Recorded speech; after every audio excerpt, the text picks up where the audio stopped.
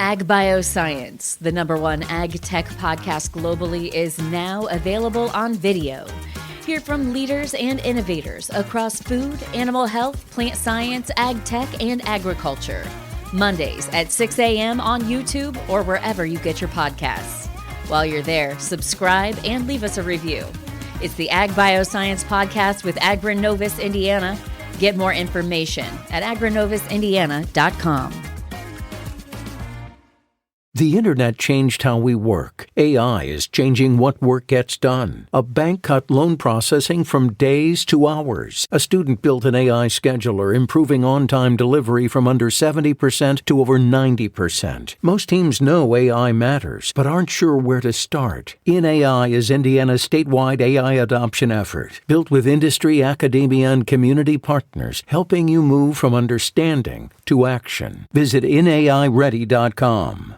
Hi, everybody. On the next edition of Playmakers, the gentleman who does all the talking with the Indiana Fever. He's Pat Boylan. He's my special guest. We're going to break it all down from Caitlin Clark. Can this team win the title? And what about the Indiana Pacers? Is this the big year for them? It's next right here on Playmakers.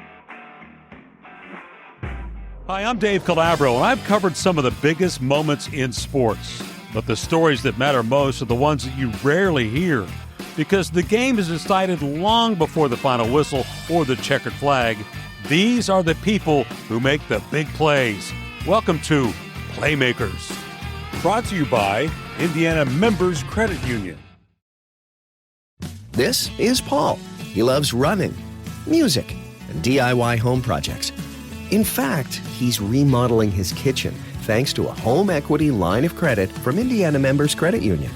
They connected him with a loan officer, got him approved at a great low rate, and made it easy for him to make his monthly payment from anywhere thanks to IMCU's digital banking.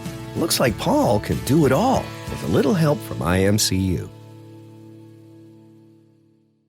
Hi, everybody. Welcome to a big show. It's Playmakers. Dave Calabro hanging out. Thank you to IBJ Media and Indiana Members Credit Union. And our special guest is Pat Boylan. If you turn on the radio or television these days, you probably hear this young guy doing Fever, doing the Indiana Pacers, just finishing your what season? This finished 12th season with the Pacers. And wait, you're not that old. You're like 18. I was going to say, the best compliment about your intro was that you still called me young. I'm hanging on to those words. I don't know technically when you lose them, but I was fortunate to start very early, but this is 12th Fever season and just finished 12th Pacers. That is wild. I worked at Channel 13, of course, and would run into him young days. You were an intern at Channel 6? Channel 8 and Channel 6 over the summers. Why not 13? I don't think I got the invite. I don't think I got the call. At that point, I'm not sure I reached the level of necessary Dave Calabro intern. But AC took me, so. That's awesome. Well, congratulations on your journey here. I want to start at the very beginning before we get into all things Fever, because, there's only a few thousand things to talk about with the Indiana Fever. Carmel High School. Yeah. Did you get the bug to be a broadcaster? Tell me about Pat as a kid. What were you up to? Yeah, I have known that I've wanted to do play-by-play as long as I can remember. I can't even remember a time when I didn't know that that's what I wanted to do. Back when most kids want to be astronauts or firefighters, I wanted to be a play-by-play guy. Had no idea if I was any good at it. Had no idea if I'd one day be sitting here with somebody like you, but I just knew I wanted to do it. And it goes back to when I was a kid. My parents didn't let me have a TV in my room. I'm a 90s kid. Great parenting. Good job, Mom and Dad. Yeah. We'll see how good the parenting goes as the story continues. But I'm a 90s kid. So if you think about like when you are really in your prime for just raw sports fandom, you know this. You covered all of it here. Yeah. I had 90s Pacers, Reggie Miller, Knicks, Bulls. Tamika Catchings comes around in the early 2000s. Peyton Manning is here in 1998. IU has a Final Four run in there. Butler basketball's getting good. Purdue football has a year or two in there. I'm a St. Louis Cardinals baseball fan. What I'm getting at is it was prime time to be a kid and a sports fan in this area. And sometimes I wonder if that wasn't the case, would I have found this passion? And the other aspect at play was you're, of course, on this list, just the broadcasters that we had in this city. So my parents wouldn't let me have a TV in my room, but I did have a radio. And so oftentimes I'm going to bed. There's still a game going on. I turn my radio on loud enough that I could hear, but not loud enough that my parents could hear. And I just became enamored with how Mark Boyle, Chris Denari, Bob Lamey, Don Fisher, numerous others, could call the game on the radio in a way that I felt like I was there, or at least watching on TV, even though I obviously wasn't. And I think it was kind of that moment where the light bulb clicked, where I'm going, like, let's use Mark Boyle as an example. Wait a minute. So this guy gets to travel around with the Indiana Pacers. He gets free access into NBA arenas. He gets to call the game for a passionate fan base. And I'm pretty sure they pay him to do all of these things. And it was that kind of epiphany that I had that was like, wow, I can't think of anything possibly cooler. And from that day on, that's kind of been my North Star. That's pretty cool. So Carmel High School, fantastic radio, television program. And you just immersed yourself in that? Is that all? It all got going? Yeah, I was really lucky. You know, nowadays it's a lot easier for a high school to have a radio and a TV station with the internet. You can stream and all of that. But as a, probably 15-year-old, I got the chance to cut my teeth and was really doing it back as, as a sophomore in high school, calling Carmel JV boys basketball. And it was just a great outlet and an opportunity to get reps at that young of an age. Gosh, I'd probably go back and listen to them and want to plug my ears. But it was such a good opportunity. And when I was around that age too, had a couple of just fantastic experiences. When I was in middle school, actually, so a little bit before this, I had a career day project where I had to follow somebody around, and so I bugged Chris Denari. And if anybody knows Chris Denari, fantastic broadcaster, Hall of Fame level career. But if there's one thing that defines him, is he's just an immaculate human being. And so he was willing to take 14-year-old me around. At the time, he's doing Butler basketball, so he doesn't have the Pacers TV job yet. But he's doing Butler basketball, and he's doing Fox 59, and he's doing the Indiana Fever. And I sat with him for a Butler basketball game, courtside. He's calling the game. I got the headset on. Players are going back and forth as if I needed any more. This? Yeah, as if I needed any more evidence that this is what I wanted to do. I was like, that's it, 100%, door closed. This is what I'm pushing. A few years later, I'm still in high school, and the story's kind of funny. You're tangentially involved. I get a knock on my door at our house, our home, and my dad answers. I'm up playing video games or something. He yells for me to come down. This guy's at the door. I've never seen him in my life, and you'll at least know of him. Maybe you even know him well. He's this guy named Lonnie Perkins, and he is a big-time voiceover artist. And when I was at Carmel, I had a sports show, a radio show with a guy named Sam Agee, who's still in the industry as well. And Lonnie happened to catch it on the radio. Now, this guy had lived down the street, and I had never seen him in my life. So it's not like we'd come in and touch a lot. And he went down into his studio, and he recorded all of these spots and these liners for our radio show. So as you have all these high school kids, pumping up their shows and doing commercials, we had Lonnie Perkins, who was the voice of numerous major brands, including WTHR. Yes, yeah. And so, you tune in.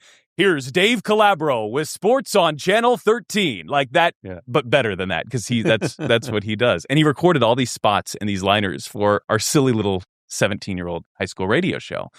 But he then took it one step further. And when I told him kind of what I wanted to do, he goes, well, I know Bob Lamey well, voice of the Colts, and I know the guys and gals at Channel 13 well. So why don't we make a day of it? So I got to sit down. I got to have lunch with Bob Lamey, which was so cool. I got to go to the WTHR studios, meet a bunch of other people, and sit at the news desk and all of that. And I just remember like how massively significant that was in my formative years. And it's funny because as I'm sitting here, and on Monday, I'm going through, kind of organizing my thoughts a little bit for what I'm going to talk about with you. And this story is in my head. And lo and behold, I get a Facebook notification, and a Facebook memory notification pops up.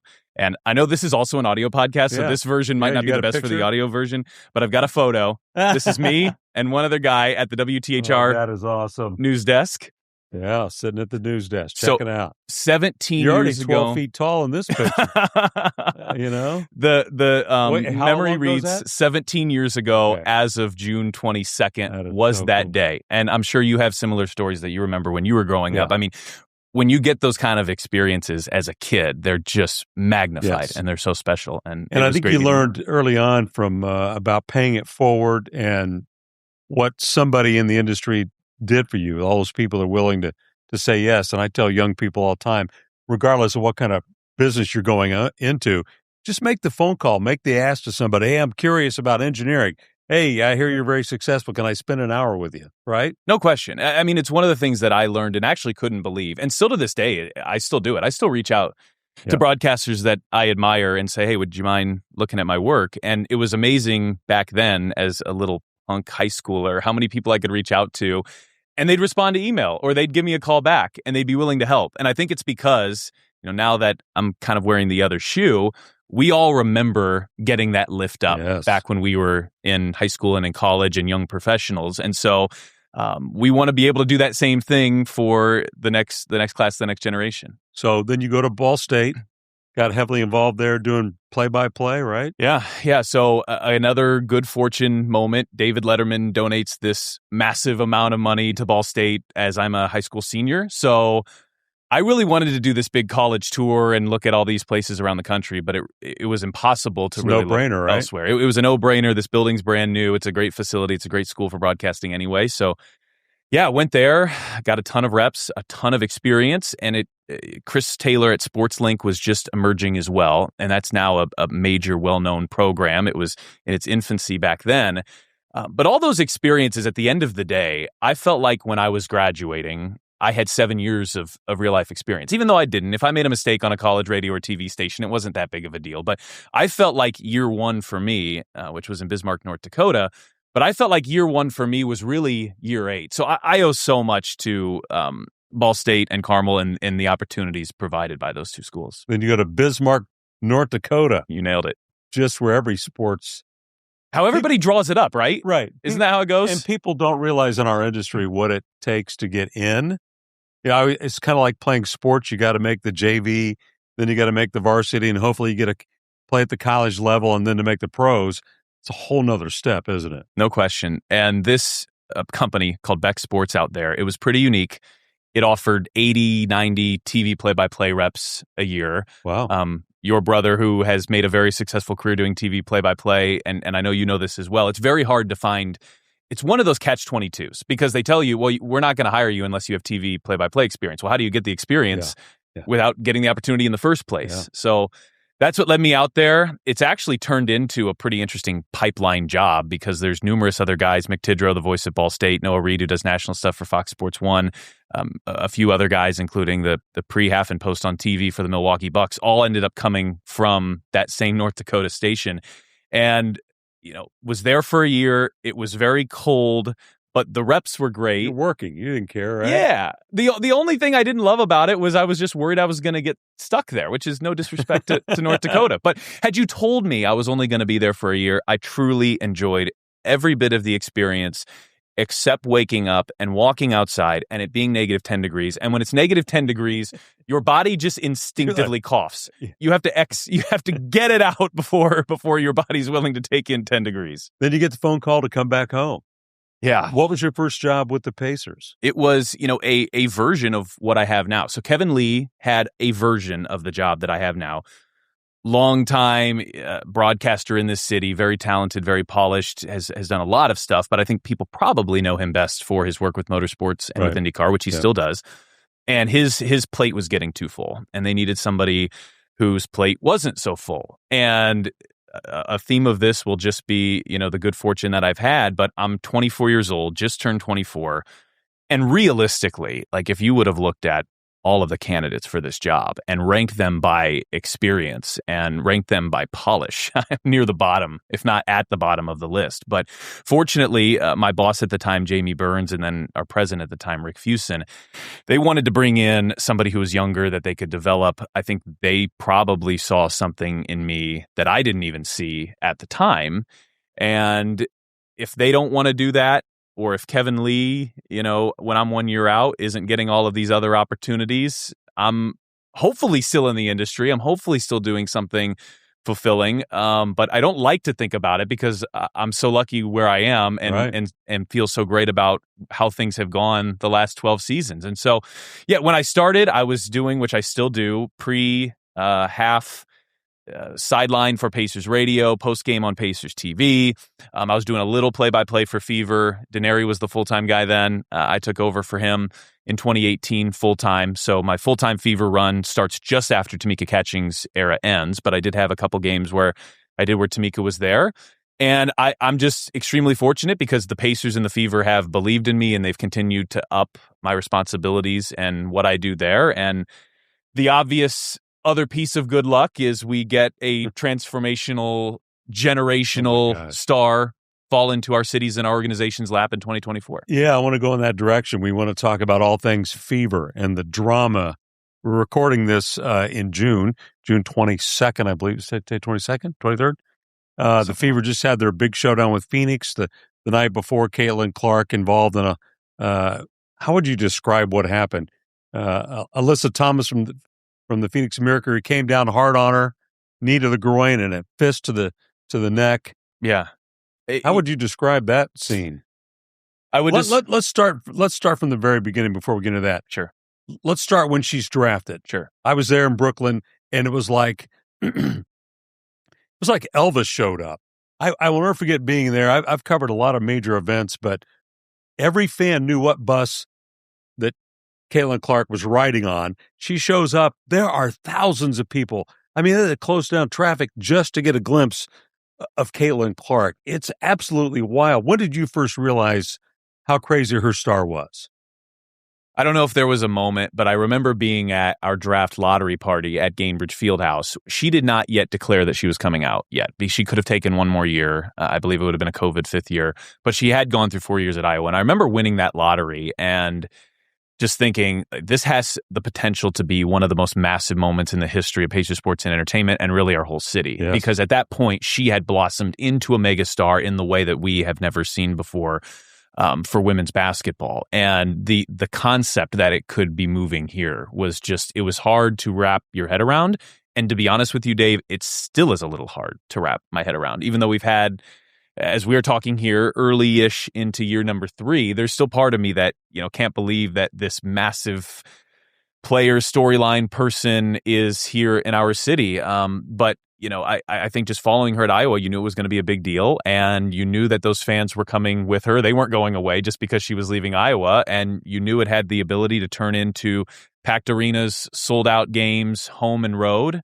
So I don't know if there was one moment where it was just like, wow, the light bulb went off, but it changed overnight. It changed dramatically overnight. You go on the road with the team. What's it like being like team hotel? Caitlin Clark's coming in. Is it crazy? We have a lot of security people who do a really good job. Yeah. It's cool watching the bus pull up and you just see throngs of fans. I mean, lining the hotel, lining the arena. I remember one of the biggest scenes was in Dallas her rookie year. We're pulling into the arena and there must have been, 500 people just lining up along the arena with signs and posters. It was surreal. And to go to these visiting WNBA arenas, and many of them are moving into these bigger facilities for the games specifically because it can attract so much attention. And you're used to, as an announcer for a team, when you go on the road and your team makes a shot, there's kind of a typical noise you're used to hearing, which is one of two things, either nothing or kind of, groans and antsy. Yeah, exactly. Defense. You're not used to hearing cheers. You're not used to hearing screaming. You're not used to hearing, in many cases, louder noises and responses from the fans when your team's shot goes in. Would you compare it to back in the day when, say, Kobe or Jordan or LeBron came to town? Even more, because those for most of those cases, I wasn't here for all of them, but I was here for the end of Kobe.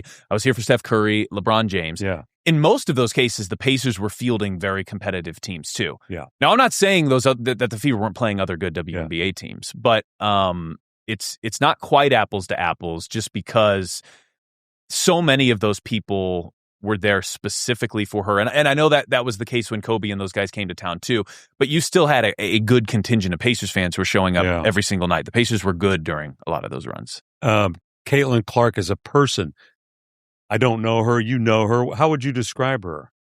I would love to sit down with you and kind of get to pick your brain on athletes, the major athletes that you've covered, and kind of compare and contrast. Because I wasn't a media member for Peyton Manning, but I do know people that have crossed paths or know both well, and that seems to be, Eddie White, who has loads of experience in PR, corporate and team PR. That's the comparison he always makes. And I could be lucky enough. By the way, that's a great comparison. Yeah. I mean, I know Peyton is, if you're saying she's a lot like Peyton, that's a good thing to be. In so many aspects. So she understands her role, responsibility that comes with being a superstar. Not only does she understand it, she's an expert, an absolute expert. The awareness that she has continues to blow me away, because I think about, go back to when you were 22 years old. I said the wrong thing a whole lot. Oh, dude. Yeah. When I was 23 years old, I said the wrong thing a whole lot. When I was short fuse. Hey, what do you mean? Yeah.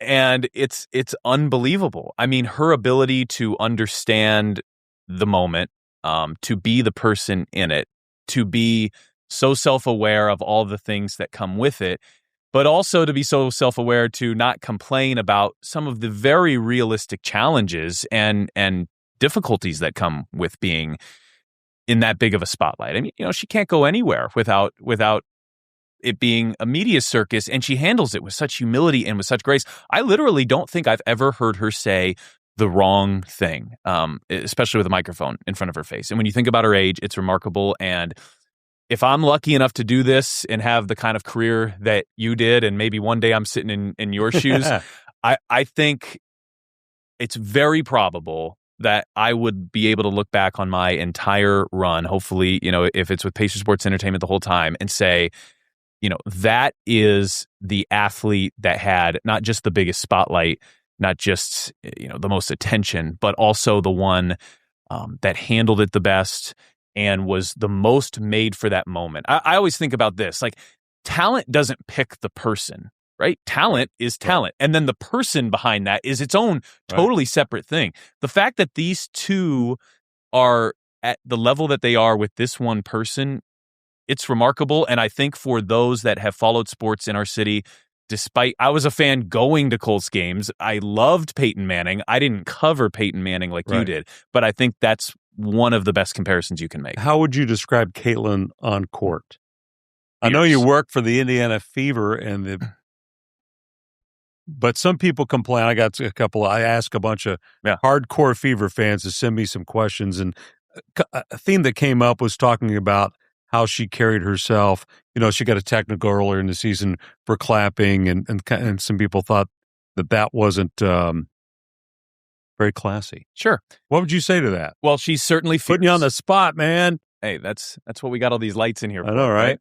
She is as fierce of a competitor as I have ever met. And by the way, as I'm making these comparisons in that last answer, we've had some great ones run through here, and I shouldn't go any further without talking about Tamika Catchings, who is a legend and maybe the greatest of all time. And she was my first guest on Playmakers. By perfect. The way. I mean, you want to talk about somebody that understood the moment too. I mean, she absolutely qualifies. And more recently, what Tyrese Haliburton has given the Pacers is phenomenal, and he has an incredible awareness about himself too. But we're talking about another level of attention and spotlight with Caitlin Clark. I mean, she wants to win as bad, if not more, than anybody that I've ever been around. And I think at times, greatest strength can also be a challenge for some athletes, and just that raw, fierce, competitive nature at times can lead to moments that I think she will be the first one to tell you, I could have, maybe handled a little bit better. And that's part of the awareness that she gets.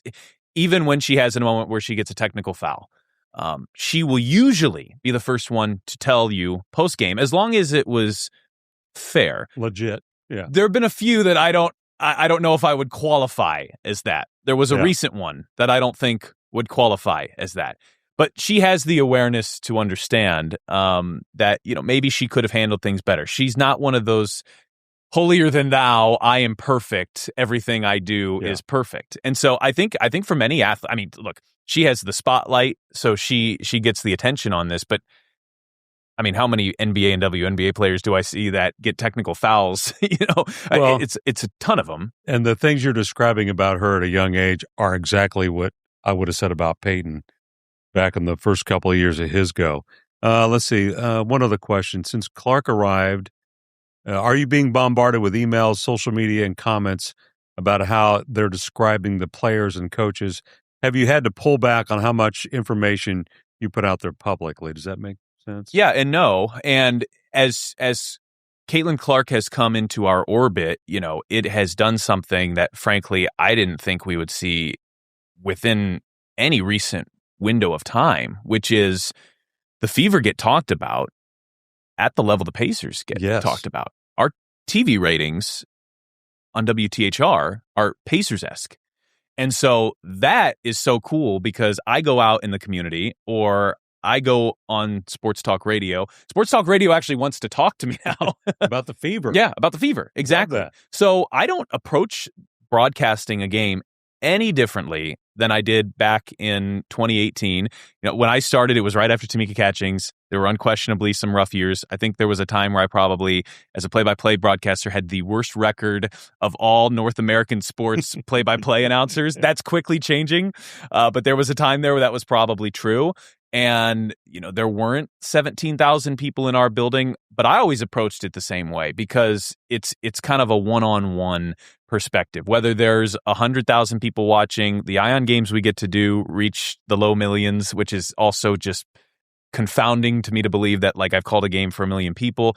But at the same time, my duty is to the fan, and I think of it as a specific fan when I'm broadcasting. And whether there are 5,000 people or 100,000 people or 1 million people watching, I want to handle that the exact same way because I owe it to that person to call the best game that I can. And the Fever and the Pacers, I got to ask this question, don't monitor. You're free to say and describe what you see, as long as you're factual. There has not been a moment in my 12 years here where somebody has come up to me and said, you need to do this a certain way. I love it. You need to handle this a certain way. Now, they give me feedback, of course, and that's important. You want a boss and an organization that will give you constructive feedback. But never once has anybody even come close to saying, you need to put on red shaded glasses. You need to do this a certain way, because I believe my style, it's probably a little old school. When I'm calling a game, and if you're watching, I want you to know that I want the Fever to win, because I do want the Fever to win, but I want to call the game in a manner that's fair. So when I say this moment with Alyssa Thomas should have been reviewed, should have been a flagrant one, possibly even a flagrant two.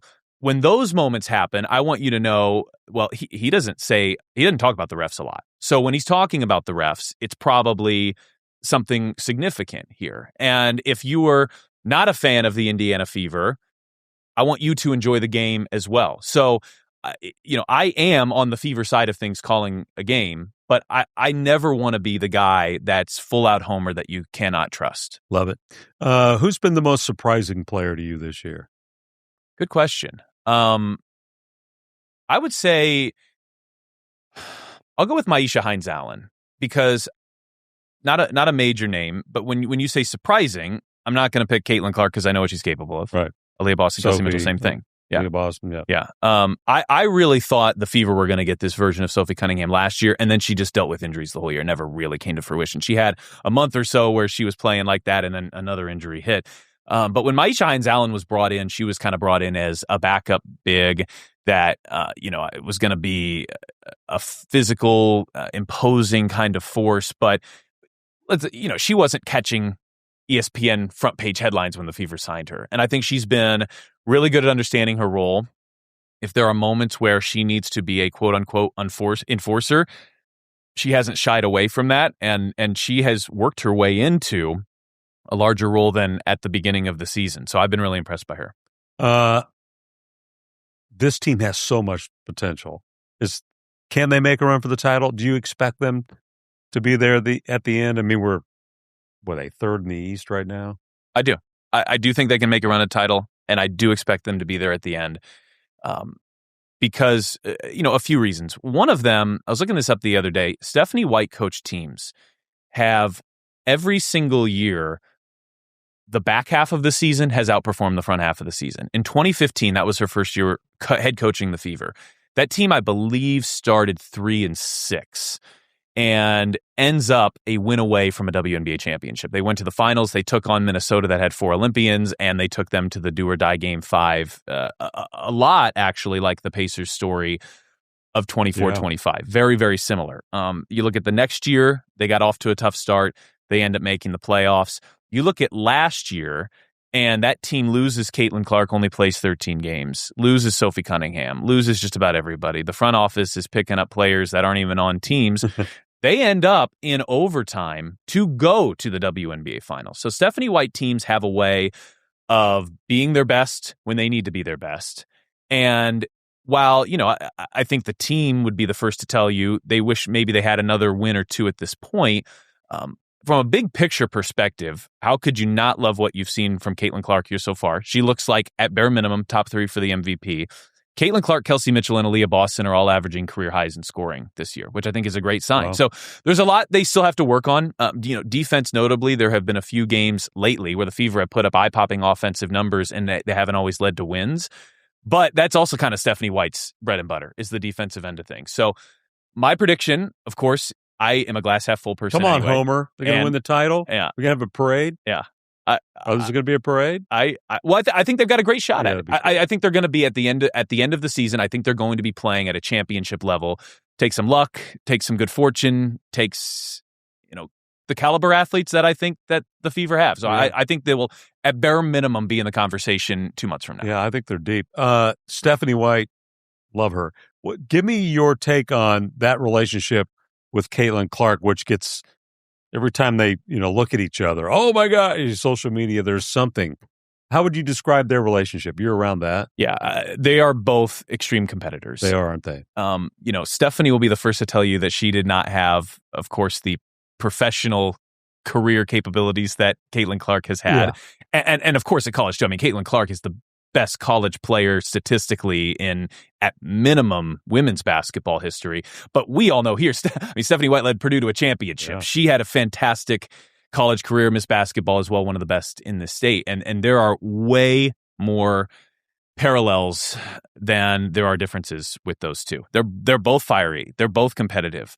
But, there are more than a handful of moments during the season where Tyrese Haliburton and Rick Carlisle go back and forth. There are multiple moments throughout a WNBA season where Becky Hammon of the Las Vegas Aces is going, back and forth with one of her players and having heated moments. And in many ways, because of the spotlight that we have, but also it's a little unique. It seems like people treat it differently. True. How many times have you seen in your career, not just basketball, but like a coach and a player not even have a heated conversation? They're just both active, pumped up, going back and forth. I mean, hundreds, if not thousands of times. Part of the game. Right. I mean, I can think of few moments with Peyton Manning.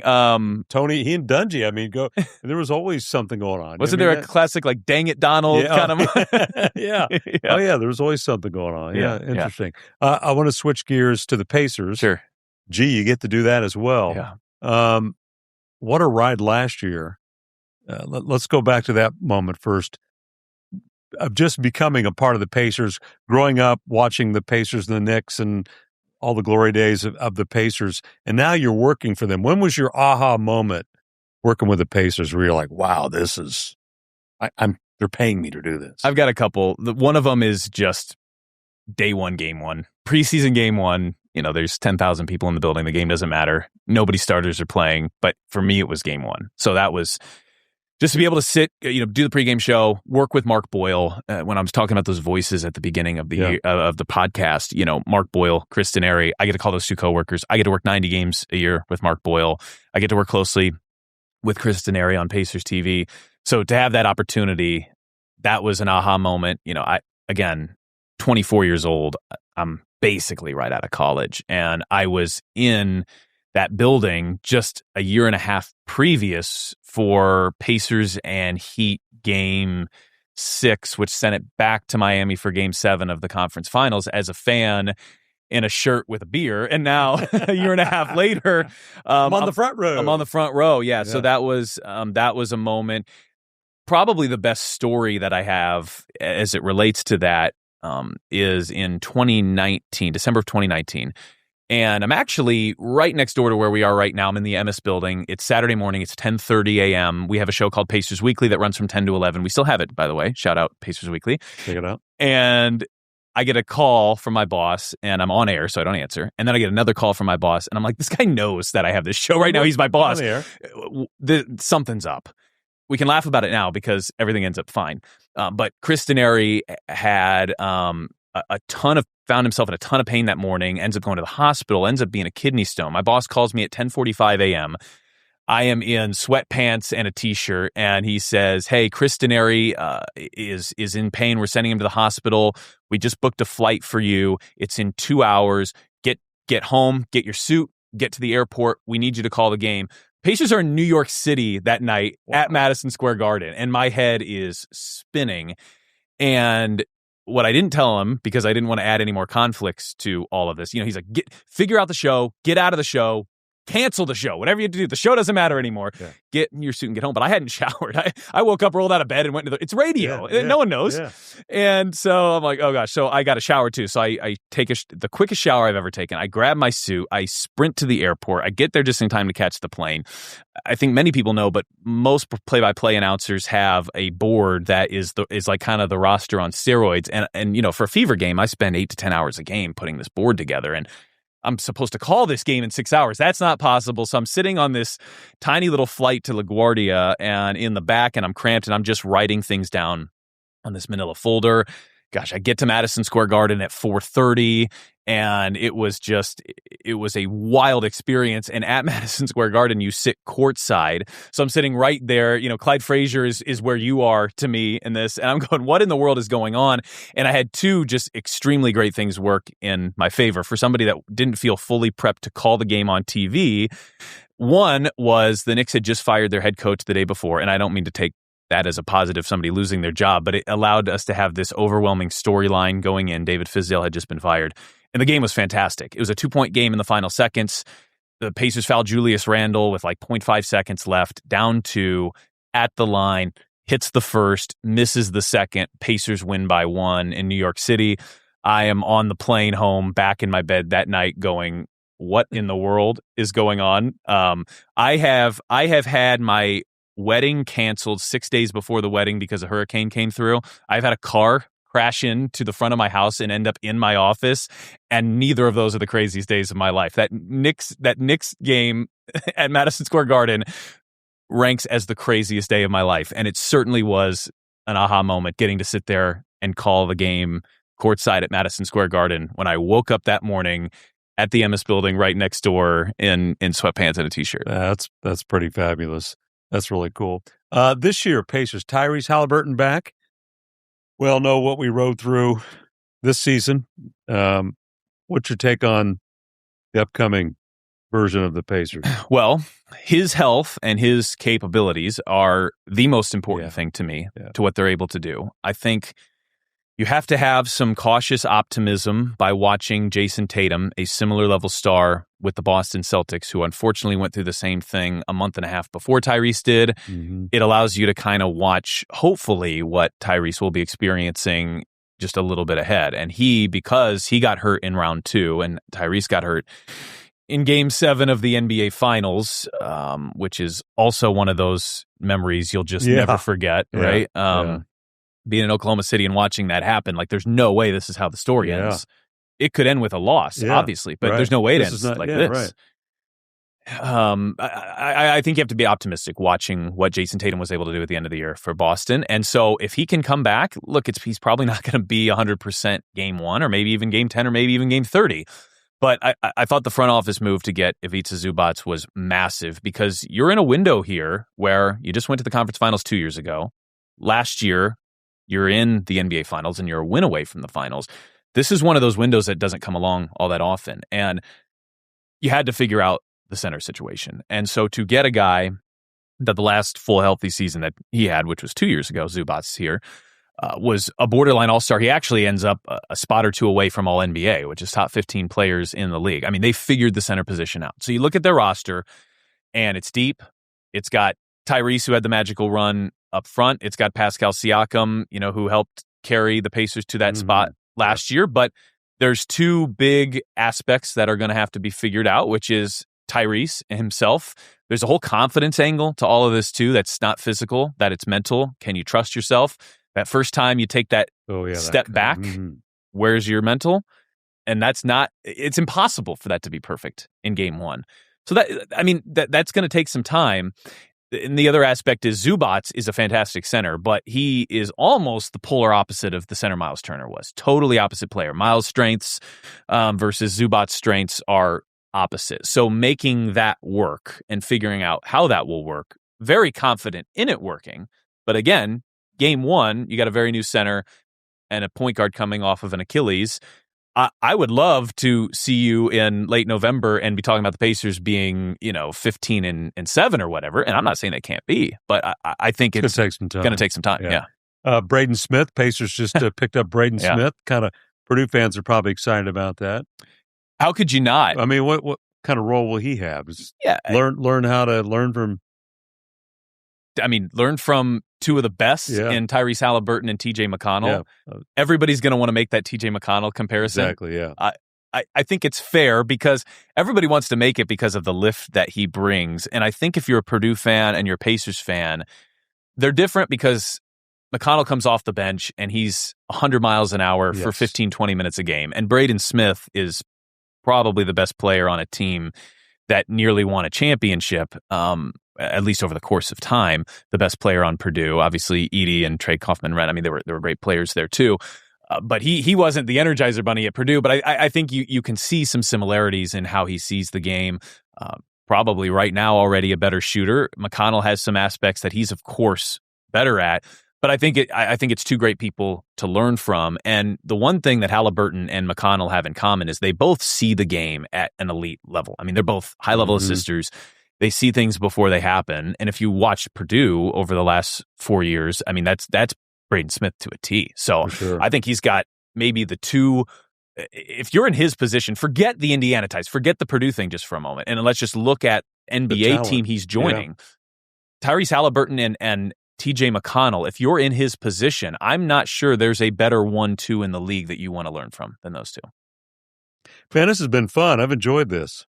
Tell people where they can catch you. And you're on social media, obviously. At Pat Boylan Pacers is my handle on social media, on Instagram, on Twitter's really where I do probably my most engaging with the fans. And our digital teams, Fever and Pacers, they put out a ton of good content. I work with them. And, just kind of to circle back on some of the questions you were asking me at the beginning of the year, as a kid, I think of this full circle moment, and I'm as I'm going through the stories at WTHR, I mean, and I just think about the unbelievable fortune that I have here. I'm listening to Chris Denari and Mark Boyle growing up. I get to call them coworkers. I'm at WTHR. I'm meeting you 17 years ago. Here we are. And I have the great fortune of getting to call the Indiana Fever on WTHR too. I mean, it's just amazing how all of this has come around. And listen, I know fans out there, their number one thing that they care about is, of course, wins and losses for the Fever and the Pacers and all of that. And the Pacers were just in the NBA Finals, and the Fever were an overtime away from the WNBA Finals. So they've more than held up their end of the bargain in terms of wins and losses here lately. But the other thing that I just kind of want to say is just how fortunate we are in this city, and me personally, to get to work for the Simons and what they have meant. Yes. And your brother, who has had a long, successful career, can speak to this. Every team is not run the same way. No. He is your brother, for those who don't know, has had a long and successful career as a play-by-play announcer in Seattle and in Portland, among many other stops. I bring him up because I get to see him once a year, and I'm not saying him with this specifically at all. He's one of the legends in our industry too, but as other employees and broadcasters come around, you just hear different stories about how things are run. And Pacer Sports and Entertainment employs hundreds of people, and it's a wonderful place to work. And when I started here, I knew I wanted to work for the Pacers because I grew up as a big Pacers fan. I grew up as a Fever fan. So that was checking so many boxes of dream job. But one of the biggest reasons why I'm hopeful, my plan A, there have been opportunities, especially as Caitlin Clark have come in, where other teams have called, but the reason that this is my plan A and this is where I want to be and what I want to do, and in large part, is because of the infrastructure and what working for Pacer Sports and Entertainment is like. And Rick Fuson for so many years, the president, Mel Raines now, my bosses, Jamie Burns, now Matt Scott, have just been tremendous. And I can't imagine a better place to work. If I grew up in Omaha, Nebraska. Like, this is where I would want to work after experiencing it. And again, I know the fans listening to this will say, but I want my team to win. Of course. I get that. I'm not saying that you should care about this more than that. Not at all.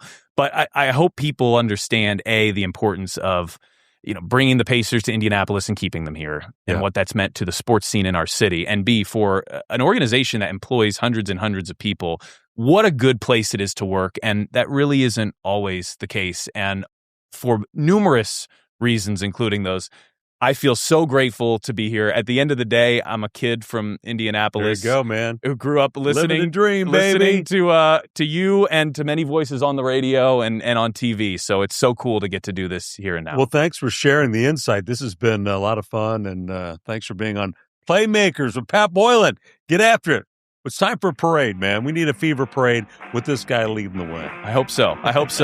We'll see how things look in September, but I'm optimistic. Thanks, everybody. Hey, everybody, thanks so much for watching and listening to Playmakers, brought to you by IBJ Media. I'm Dave Calabro. I hope you'll subscribe on YouTube or wherever else you get your podcast. Until next time, we'll see you later.